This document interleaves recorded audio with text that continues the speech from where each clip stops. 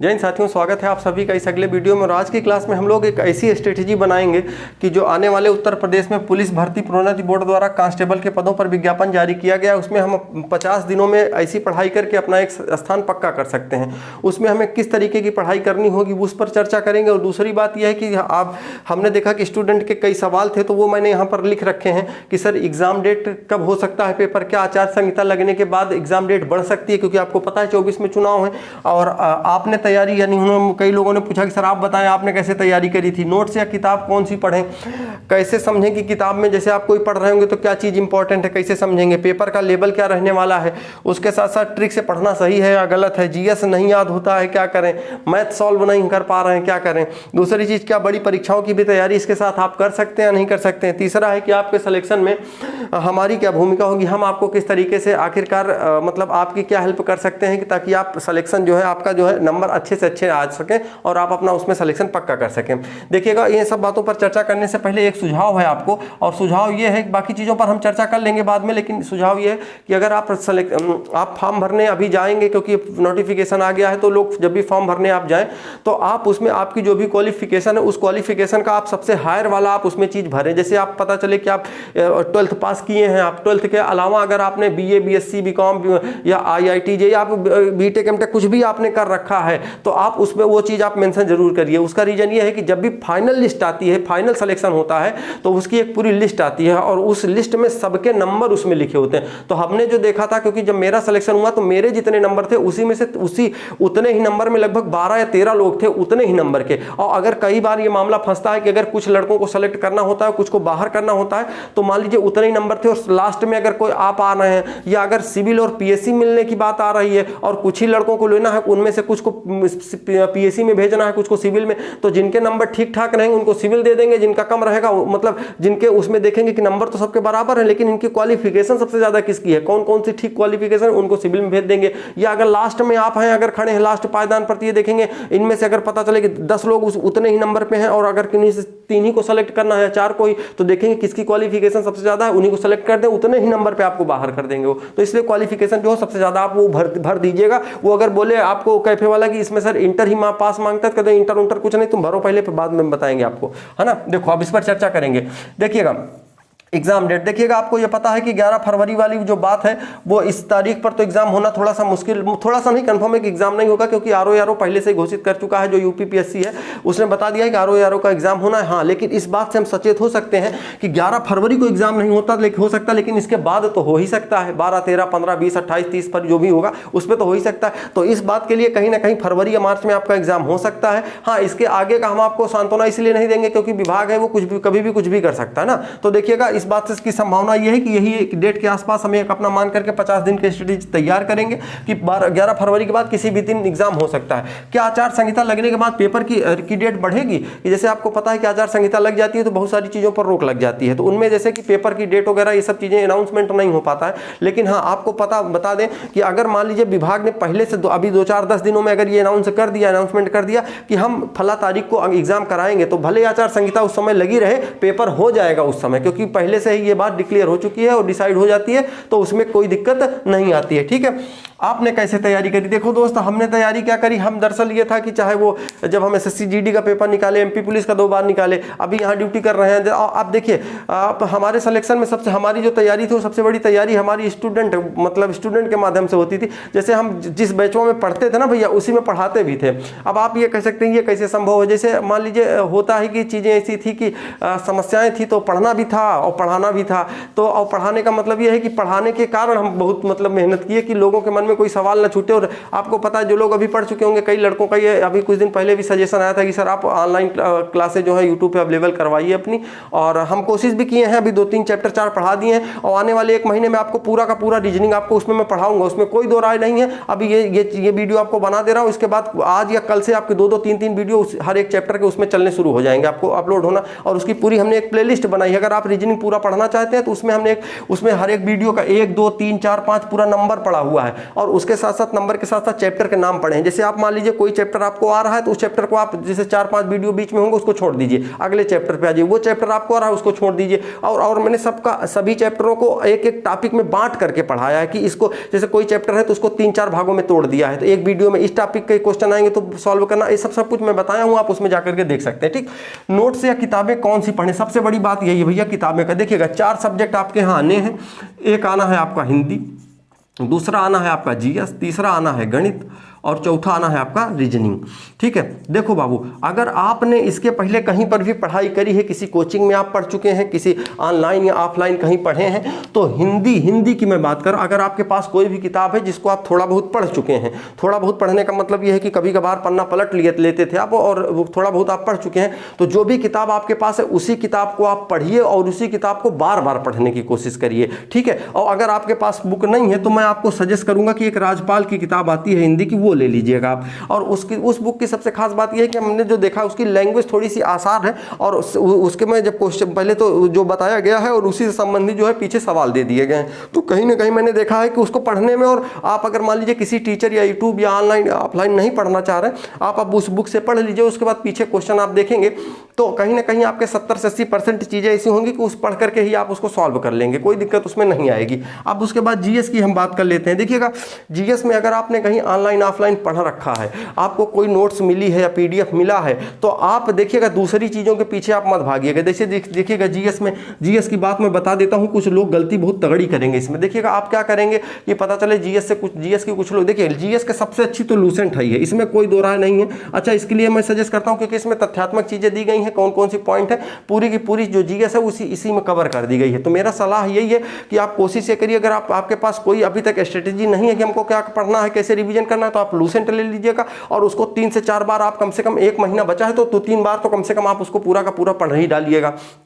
अब देखिए इसको पढ़ने का तरीका बताता हूँ और भी चीज़ें बताऊँ। देखिए जीएस में जैसे लोग जाएंगे तो पता चले कि आपको अगर कांस्टेबल ही बनना है, मतलब कांस्टेबल ही नहीं कह सकते, लेकिन हाँ ये सपना सबका रहता है कि हम ये बन जाएंगे, इसके बाद और तैयारी करेंगे। लेकिन अगर इस समय की बात करें हम, तो आप पता चले कि गए वहाँ से दृष्टि वाली किताब उठा लाए, हाँ दृष्टि की, आप पता चले कि दृष्टि की साइंस उठा लाए हैं, आप एम लक्ष्मीकांत का संविधान उठा लाए हैं। आप पता चले कि आप ऐसे टीचरों को जो ऐसी किताबें हैं जो केवल और मतलब वो यूपीपीएससी या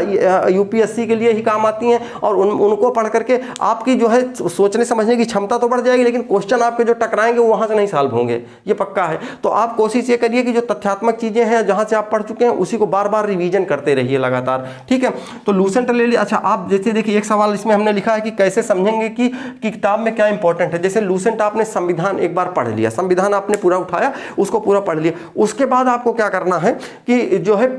देखिएगा जो जीएस की किताब आती है उसमें आप देखेंगे तो वो जैसे आप घटना चक्र ले लीजिएगा या यूथ कंपटीशन की, जिसमें पता चले कि संविधान के ढेर सारे क्वेश्चन रहेंगे। तो जब आप उसको पढ़ना शुरू करेंगे तो जो क्वेश्चन लिखा होगा उसी के बगली में लिखा होगा यूपीपी 2018 में आया था, यूपीपी 2016 में सवाल आया था, ऐसे लिखा होगा। तो आप देखेंगे अच्छा इस तरीके का सवाल ज्यादा पूछ रहा है, तो आप जब एक बार पढ़िए लूसेंट, संविधान पूरा पढ़ लिए, अब उसके बाद फिर दूसरी बात पढ़ने से पहले आप उस सवाल पे आ जाइए। सवाल कहाँ मिलेगा, उसी लूसेंट में सवाल नहीं रहेगा, उसके लिए आपको दूसरी एक बुक लानी पड़ेगी जिसमें ऑब्जेक्टिव वाले क्वेश्चन रहेंगे, उसको आप पढ़ेंगे, उसके बाद कहेंगे अच्छा इसे सवाल आ रहा, फिर दोबारा लूसेंट को आप जाएंगे ना, तब आपको लगेगा अच्छा ये इंपॉर्टेंट था, इसी तरीके के तो सॉल्वर टकराया था उसमें, तो आप क्या करेंगे, तब आपको लगेगा इस तरीके को ज्यादा पढ़ना पड़ेगा, ये चीजें ज्यादा पूछी जा रही थी उसमें, तो आपको भी लगेगा हाँ इन चीजों पर ध्यान देना है। तब आपको इस तरीके से जो चीजें होंगी वो याद हो जाएंगी, और कहीं ना कहीं 2-3 बार जब आप पढ़ेंगे तो आपके, जब आप फिर प्रैक्टिस से आप जब लगाना शुरू करेंगे, मॉक टेस्ट लगाना शुरू करेंगे,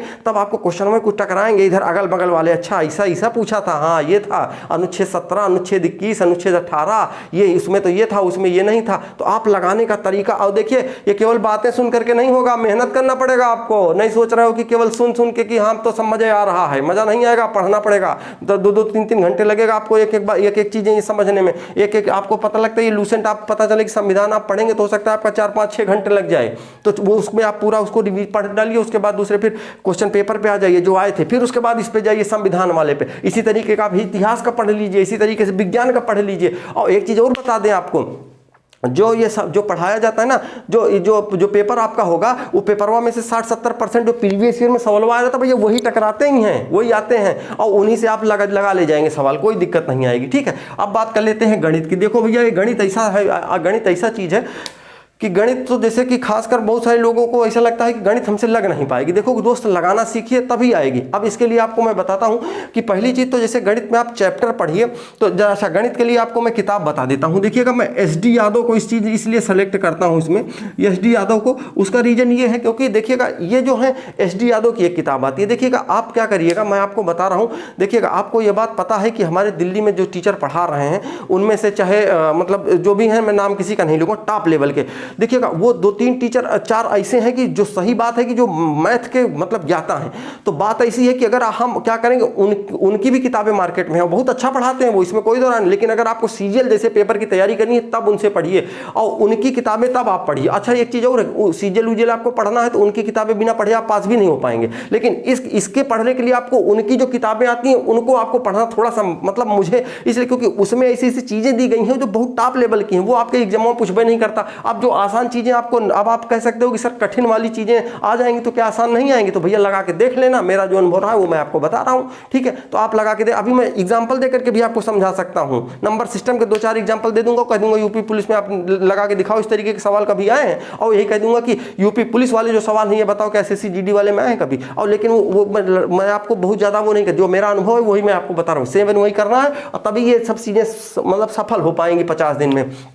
एस.डी. यादव, इसको इस किताब की सबसे खास बात यह है, हमने जो देखा है उसमें यह बताया गया है कि आप आसानी से किसी भी तरीके से, कोई दिक्कत नहीं है, एकदम एक एक टॉपिक को इन्होंने बांट दिया है। जैसे काम समय वाला है, मान लीजिए चाल समय दूरी है, तो उसमें चाल समय दूरी में पहले आसान सवाल, फिर उससे कठिन, फिर उससे कठिन, मतलब 4-5 टॉपिक में इन्होंने बांट दिया है। आप कोशिश करेंगे पढ़ने की तो उसको आसानी से आप पढ़ ले जाएंगे। ठीक है, तो इस तरीके से रीजनिंग की बात कर रहे हैं तो रीजनिंग देखिए, रीजनिंग में जो आपकी किताब आती है वो, अगर देखिए आपके पास एक चीज़ और बता दें, कोई किताब है आपने पढ़ रखी है, टीचर आपको पढ़ा चुके हैं, तो बिल्कुल इन किताबों को पढ़ने की आपको जरूरत नहीं, क्योंकि आप जो पढ़ चुके हैं फिर उन्हीं का रिवीजन धकाधक मारिए, कोई दिक्कत नहीं है। ठीक है, और रीजनिंग में जो है वो भैया केपी सिंह की किताब आती है, और मैं आपको सजेस्ट भी करता हूं, और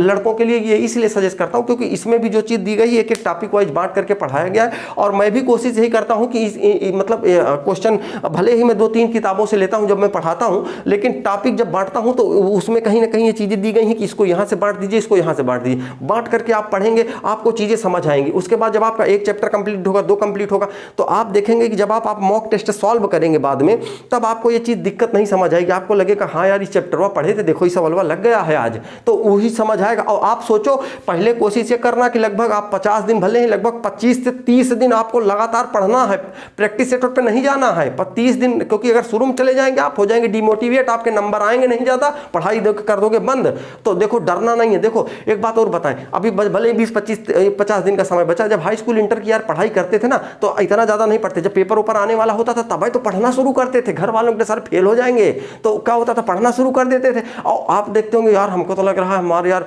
40% बनी 50%, लेकिन बाद में आ जाते थे 70%, क्योंकि कहीं ना कहीं इनडायरेक्टली हम लोग मेहनत करते थे, पढ़ते थे थोड़ा थोड़ा, भले ही एग्जाम के समय पढ़ते थे। तो सेम वही कंडीशन आ गई, एग्जाम आ गया भैया, अब पढ़ने की बारी आ गई है ना, पढ़ो। देखो, और हाँ आपको इसमें पूरी रीजनिंग में हम आपकी क्या मदद कर सकते हैं, आप किसी भी क्वेश्चन का फोटो खींचिए, आपको जो नहीं आ रहा है आप उसको टेलीग्राम ग्रुप में भेजिए, इसी टेलीग्राम स्टडी कैंप नाम से ही टेलीग्राम ग्रुप है, उसमें भेजिए और उसका सलूशन हम देंगे, हमारी टीम देगी। या उसमें और एक चीज़ और है, मान लीजिए कोई दूसरा आदमी उसमें ग्रुप में क्वेश्चन भेज रहा है, उसमें अलाउ है, आप भी उस क्वेश्चन का सलूशन लगा करके आप भी भेज सकते हैं। इससे आपको लगेगा कि हाँ यार जो आदमी भेज रहा है सलूशन, यानी आदमी पढ़ रहे हैं और हम ही नहीं पढ़ रहे हैं, तो फिर इसका मतलब ये होगा कि आप कहेंगे हाँ यार अब तो इस सलूशन इसको मैं भी भेज सकता हूँ। तो जरूरी नहीं कि उसका सलूशन हम ही भेजें, अन्य लोग भी भेज सकते हैं और आप भी भेज सकते हैं सलूशन उसमें। हाँ बाकायदा उसको हम लोग देखते रहते हैं कहीं कोई क्वेश्चन सलूशन गलत तो नहीं भेज रहा है, सही भेजता है तो कोई दिक्कत नहीं, आदान प्रदान चलता रहता है उसमें। कैसे समझेंगे किताब में क्या इंपॉर्टेंट बता दिया। पेपर का लेवल देखो भैया, पेपर का लेवल ठीक ठाक आने वाला है, इसमें कोई दो राय नहीं, क्योंकि कई साल से मतलब पेपर हुआ नहीं है और विभाग को भी पता है कि बहुत सारे लड़के कई साल से तैयारी कर रहे हैं, तो पेपर का लेवल तो ठीक ही ठाक आएगा। लेकिन हाँ बहुत ज़्यादा नहीं, यूपीपीएससी हो यूपीएससी वाला ट्रिक से पढ़ना सही है गलत। देखो ट्रिक से पढ़ना आपके लिए बिल्कुल सही होगा, कोई दिक्कत नहीं है। वो भी ट्रिक जैसे मैथ है तो मैथ में आप ट्रिक लगा सकते हैं, लेकिन हाँ उसका थोड़ा सा डीपली नॉलेज का लीजिएगा, क्योंकि क्वेश्चन को अगर घुमा देगा तो बहुत सारे सवाल ऐसे हैं जो ट्रिक से नहीं लगते हैं फिर। हाँ देख ठीक, अब देखिएगा जैसे ट्रिक से आप क्या पढ़ सकते हैं, जीएस में पढ़ सकते हैं, जैसे प्रधानमंत्रियों के नाम है लगातार आपको याद करना है, अगर राष्ट्रपति कौन कौन हुए हैं उनका नाम आपको लगातार याद करना है, तो ये चीजें आपको कहीं ना कहीं इंपॉर्टेंट रहेंगी, तो आप उनको ट्रिक से याद कर सकते हैं। नदी नाला कौन कहाँ पर स्थित है ना। अब आप जैसे आप देखेंगे तो कौन मतलब भूगोल में बहुत सारी चीजों की ट्रिक है, तो वो आपको याद कर सकते हैं बिल्कुल, ठीक है ना। कौन सा अभ्यारण्य कहाँ है, ये सब चीजें आप ट्रिक से पढ़िए, बिल्कुल कोई दिक्कत नहीं है। जीएस याद नहीं होता है, देखो बाबू जीएस याद नहीं होता है, केवल एक बहाना है ना। असली मकसद तो मतलब कि ये सब हमसे कोई पूछबे न करे, यही होता है, ठीक है ना। ये तो अब देखो जीएस याद नहीं होता, ये बताइए कि दुनिया भर की बातें तो हम लोगों को याद रहती हैं, कभी हाई स्कूल इंटर में या अभी कॉलेज डिग्री कॉलेज पढ़ने जाते हैं, कोचिंग जाते हैं, कभी कोई कुछ बोल दे, दिन भर उसी के बारे में सोचते रहते हैं, हमसे वो क्या बोली थी आज, और हमसे वो क्या बोला था आज, इसकी हिम्मत कैसे हो गई वो हमको बोल दिया ऐसा, वो सब कुछ तो याद, और दिन भर दिमाग में चलता रहता है, कल उसको क्या जवाब देना है। लड़के लड़के सब तो दुनिया भर की तो चीज़ें, और दोस्तों से पूरी रास्ते शेयर करते हुए आएंगे, तुम्हें पता है आज ये बोली थी ये वो, तो दुनिया भर की चीज़ें सब याद रहती हैं। और कोई ये कहे कि हमारा दिमाग कमजोर है, तो भगवान ने सबको वही 1400 ग्राम का दिमाग दिया है, आप पढ़िए बिंदास तरीके से तैयारी करिए, सब कुछ याद होगा, बशर्ते कुछ चीज़ों से दूर हो जाइए कुछ दिनों के लिए, और उसके साथ साथ पढ़ाई पर ध्यान दे दीजिए। और जो चीज़ें आपको जैसे जीएस नहीं याद आनी 2-3 बार लिख लीजिए, और आपका पता चले आप खाना बना रहे हैं, पढ़ रहे हैं, कहीं पर आप जा रहे हैं, रास्ते में जा रहे हैं, तो आपको दिमाग अच्छा, अनुच्छेद 17 में अस्पृश्यता का अंत था, अनुच्छेद 14 में समानता थी, ये था वो था, 15 वाले में क्या था, 17 वाला तो याद है, 18 वाले में क्या था, अच्छा 24 साल वाले में तो ये कहा गया था कि इसमें जो है 14 साल के बच्चों को, मतलब आप ऐसी चीज़ें सोचिए, सोचते रहेंगे अपने आप ये चीज़ें याद हो जाएंगी, और उसके बाद 2-3 बार लिख लीजिए। मैथ कैसे सॉल्व करना है,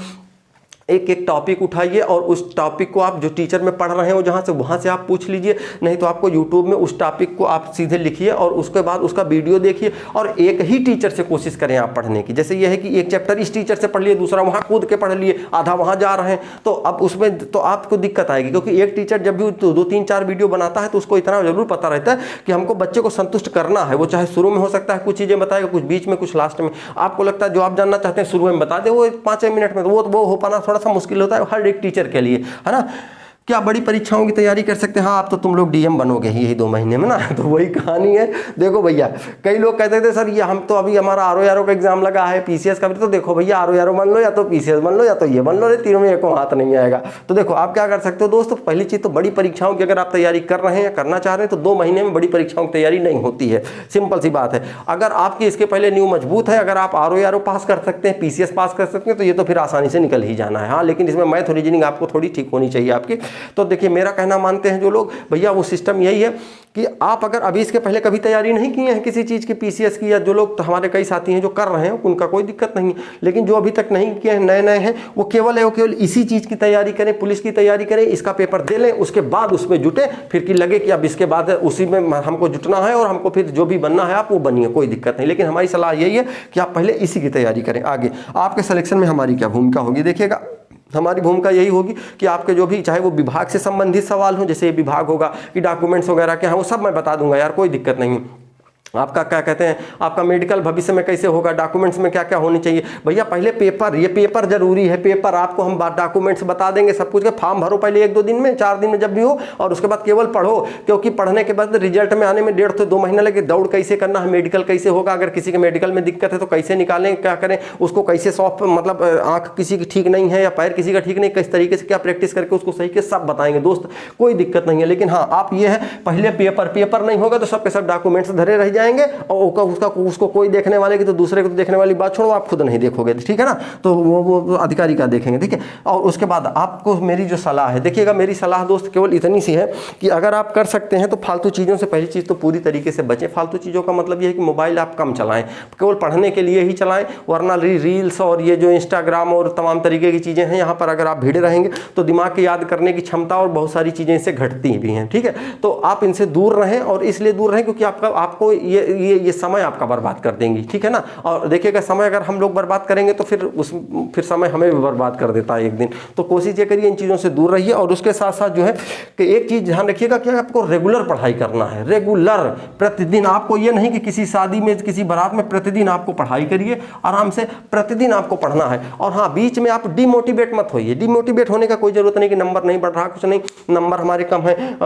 अभी तो 5 इतना कम दिन में कैसे तैयारी, ये भैया अगर समय समय कम है तो सबके लिए समय कम है, केवल आपके लिए नहीं। अगर आज नोटिफिकेशन आया है और अगर यही नोटिफिकेशन आ जाने के बाद ये पता होता कि जून जुलाई अगस्त सितंबर में पेपर है 7-8 महीने बाद, तो सब उसी हिसाब से टॉप लेवल की तैयारी करते। यानी इसका मतलब सबकी जो तैयारी हो कहीं ना कहीं थोड़ी बहुत कम रहेगी और आप भी उसी भीड़ में रहेंगे। अब बशर्ते अब ये समय है, मौका कौन कितना पढ़ सकता है, ठीक है ना। और वैसे भी यार देखो, कहा जाता है आंखों में अरमान लिया और मंजिल को अपना मान लिया, और मुश्किल आसान क्या है, जब ठान लिया तो ठान लिया। अब मुश्किल क्या है, आसान क्या है, ठाने हो कि हाँ आपको पढ़ के सिलेक्शन लेना है तो ले लो, उसमें कौन सी बड़ी बात है कि पता चले कि यहाँ कह रहे हैं यार समय कम दिया है, यार ये कौन सी बात है, समय कम दिया है तो तुम्हारे अकेले के लिए, हमारे अकेले के लिए समय थोड़ी कम देता, सबके लिए वही है। तो पढ़िए, कोई दिक्कत की बात नहीं है। और देखिएगा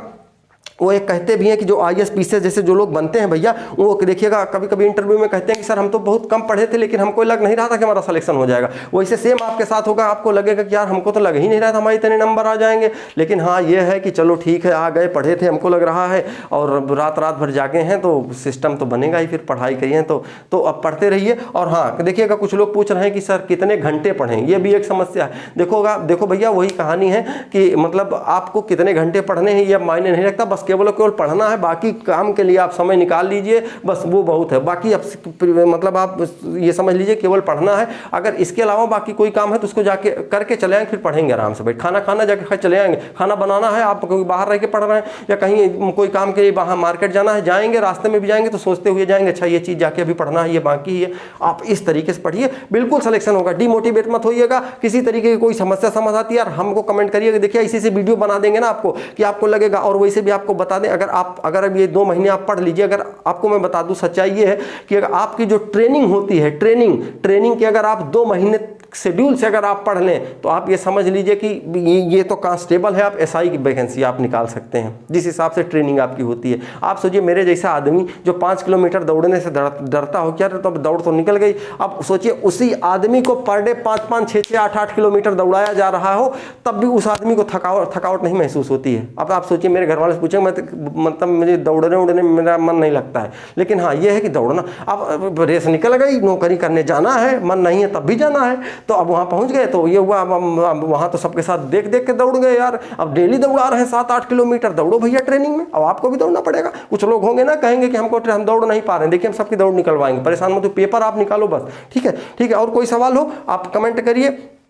कोशिश करेंगे कमेंट में उत्तर दे दें। और दूसरी चीज़, फालतू चीज़ों से बचिए और आप सीधे पढ़ाई पे विशेष ध्यान दीजिए, ठीक है। फिर मिलते हैं अगले वीडियो में, और अब जो अगली आपके क्लासेस हैं रीजनिंग वाली वो अपलोड करना मैं शुरू करता हूँ, ठीक है। फिर मिलते हैं अगली वीडियो में, और कोई समस्या है टेलीग्राम ग्रुप में यहाँ पर आप कहीं पर भी कॉन्टैक्ट कर सकते हैं, ठीक है। Okay, thank you so much.